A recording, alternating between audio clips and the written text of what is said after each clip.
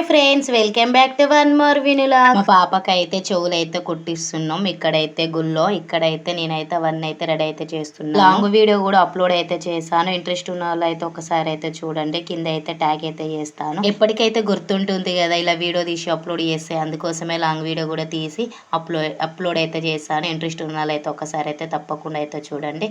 ఇంతకీ చెవులు కుట్టిస్తే మా పాప ఏడ్చిందా ఏడవలేదా అని చెప్పేసి కూడా లాంగ్ వీడియోలో అయితే ఉంటుంది. మా పాపకి అయితే 5 years వచ్చినాక అయితే చెవులు అయితే కుట్టించినాము. కొంతమంది అయితే 3 yearsకు లేదా 7 months 9 months ఇలా అయితే కుట్టిస్తారు కదా.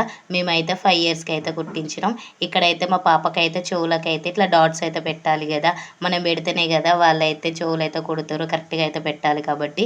ఇక్కడైతే చూడండి మా అన్న వాళ్ళ పాప అయితే మధ్యలోకి వచ్చి అయితే చూస్తూ ఉంది, ఏం చేస్తున్నారు ఏం కథ అని చెప్పేసి. ఇక పిల్లల ముందు ఏదైనా చేస్తే విచిత్రంగా చూస్తారు కదా, అందుకోసమే అట్లయితే చూస్తూ ఉన్నారు. మేనమామ ఒళ్ళు అయితే కూర్చొని అయితే కుట్టిపియాలంటారు కదా, అందుకోసం అక్కడైతే ఇక మా అన్న వాళ్ళు అయితే కూర్చున్నది. కానీ మస్తు అంటే మస్తు ఏడుస్తుంది ఏమో అనుకున్నా, కానీ ఏడ్చిందా ఏడవలేదా అనేది అయితే మీరైతే తప్పకుండా అయితే చూడండి.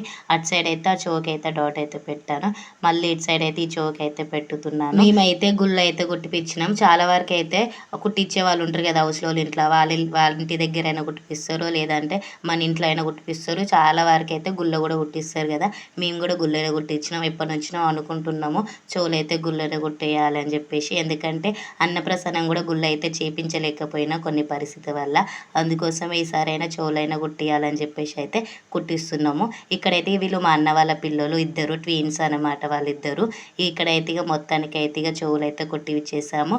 ఇక అయిపోయింది. చూడండి ఎంత క్యూట్గా కనిపిస్తుంది కదా మా పాప. క్యూట్ ఉందా లేదా అనేది కామెంట్ చేయండి. Bye bye.